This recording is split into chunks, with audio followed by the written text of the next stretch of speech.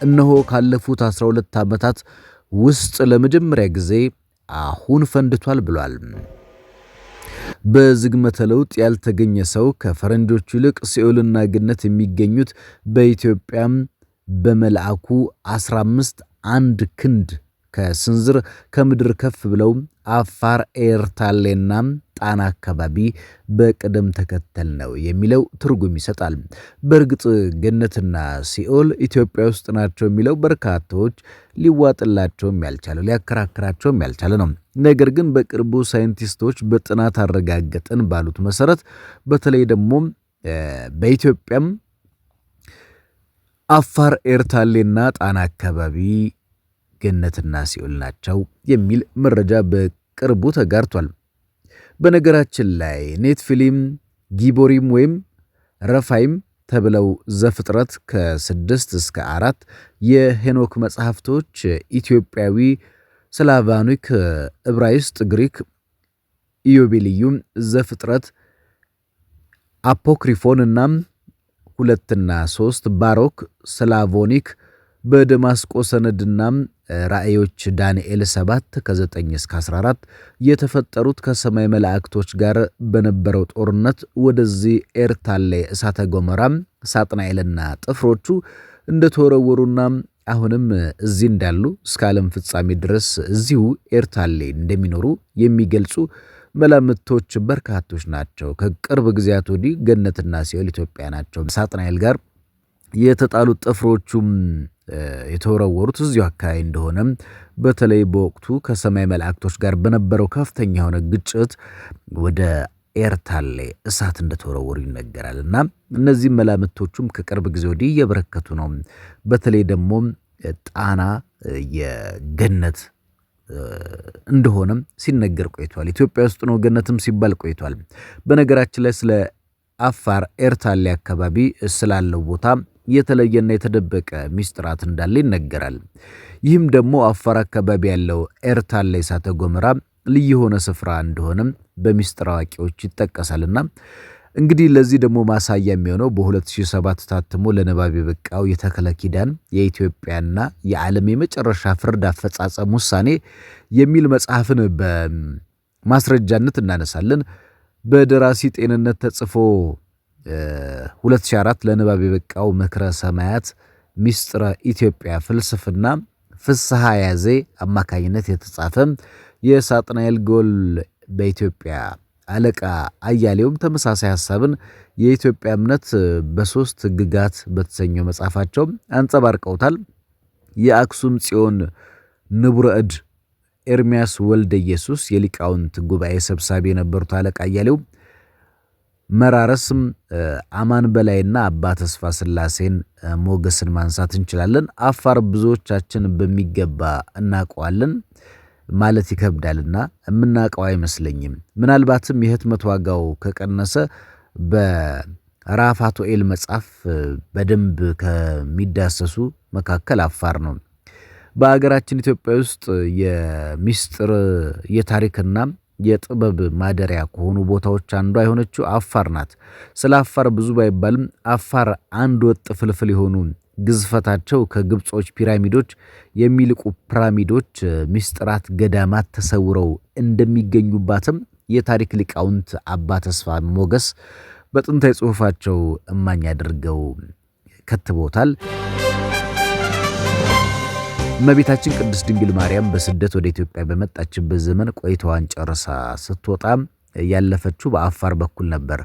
ታዲያ በአፋር ላይ ለእረፍት በቆየችበት ወቅት በዘመኑ በስፍራው የነበሩ ኢትዮጵያውያን ልዩ እንክብካቤ አድርገውላት ነበረ። በዚህም የተነሳ እመቤታችን ቅድስት ድንግል ማርያም ቃል ኪዳን ገብታላቸው ጄምስ ብሩስ ሰርቆት ሄዷል የሚባለው ዋናው የፍካሬ ኢየሱስ ጥራዝ ላይ ስመ መንግስቱ ቶ የሚሰይ ንጉስ አፋርና ሐረር አካባቢ እንደሚነሳ ይገለጻል። ከዚህ ጋር ተያይዞ ብዙዎቻችን ብዙ ማናቃቸው ነገሮች አሉ።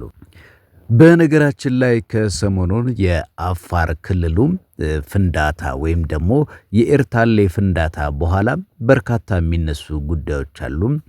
እንግዲህ እንደ ትንቢትም በተለይ ሚስጥራትም ተደረገው እየተነሱ ያሉ ጉዳዮች አሉና ከዚህ ጋር ተያይዞ የምናነሳው ነገር ይኖራል። አብራችሁን ቆዩ።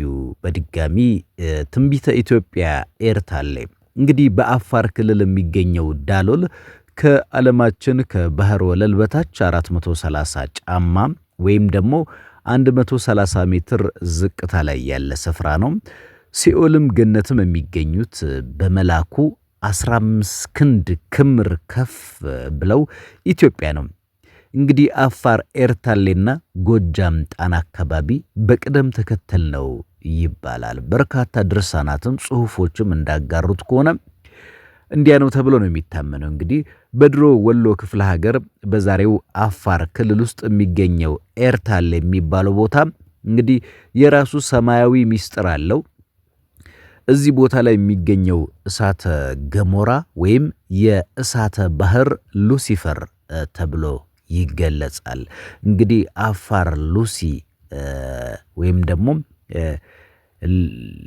ሉሲ እንላታለናል ከሉሲፈር ጋር የሚገናኝ ወይም ሳጥናኤል የታሰረበት ቦታ መሆኑን መዛግብት ያሳያሉ። አዎ ይህ ቦታ የሲኦል ወይም ሳጥናኤል የታሰረበት መገኛ እንደሆነም ጣና ዙሪያ ደግሞ የገነት መገኛ እንደሆነም ጭምር እንግዲህ እየተነገረ ይገኛል። በተለይ በቅርቡ አለቃ አያሌው ከቢቢሲ ጋር ባደረጉት ቆይታ ማዕከለ ምድር ኢየሩሳሌም ማለት ፍጹም ስህተት ነው በማለት ባጋሩት ጽሑፍ ላይ ማዕከለ ምድር የመሬት ወገብ ማለት ሲሆን የመሬት ወገብም የሚያቋርጠው ኢትዮጵያን ነው እንጂ ኢየሩሳሌምን አይደለም። ራሱ ሕያው አምላካችን በኦሪት ዘፍጥረት ከ2 እስከ 10 ላይ ከአራት ወንዞች አንዱ ጊዮን ወይም አባይ የኢትዮጵያ ምድርን ከቦ ያጠጣል በማለት ኤደን ገነት መሆኑን አረጋግጧል በማለት ምላሻቸውን አቅርበዋል። በጣና ደሴት ላይ የሚገኙ አበው መነኮሳትም በዚህ ዙሪያም እንደሚናገሩት እቺው ኤደን ገነት የጣና ሐይቅ ኮከብ በከፍታ ላይ በብርሃን ተሞልታ በስውር ትታያለች ይላሉ። በየሳምንቱ እሁድ ከሰዓት በኋላም ከእርሷ የሚመጣ ከባድ ነፋስ በደጋ እስጢፋኖስ ይነፍሳል ይባላል። በቅርቡ ብቅ ማለት የጀመረው የተመራማሪዎችም ይህንኑ መንፈሳዊ ሰዎች ታዲያ ስለዚህ ስፍራ ሳይናገሩ አላለፉም። ለአብነትም 2007 ታትሞ ለንባብ የበቃው የተክለ ኪዳን የኢትዮጵያ የዓለም መጨረሻ ፍርድ አፈጻጸም ውሳኔ የሚለው መጽሐፋቸው መጥቀስ ሲቻል ተክለ ኪዳን የሲኦል ገነት የማረፊያ ቦታን ስፍራዎች በስዕላዊ መግለጫ ገነትን ከምድር ጋር አነካክቶ አስቀምጦታል። ሌላኛው በደራሲ ጤንነት ሰጠኝ ተጽፎ በ2004 የበቃው ሚስጥረ ሰማያት ሚስጥረ ኢትዮጵያ ፍልስፍና ደግሞ ገነት ራሷን ችላ ከመሬት የራቀች መሆኗን ይነግረናልና ከዚህ ጋር የሚያያዝ ነገር ይኖር ይሆን? የሰሞኑን የአፋር ፍንዳታ ወይም የኤርታሌ ፍንዳታ እያነሳን ነው የምንገኘው። በአፋር 12000 ዓመታት በኋላ ያልታየ እሳተ ገሞራ መፈንዳቱ አነጋጋሪነቱም ከዓለም እስከ ዓለም ጫፍ ጠፈሩን ህዋውን አልፎ ሌላው ዓለም ግዛት መድረሱ አስገርሟል።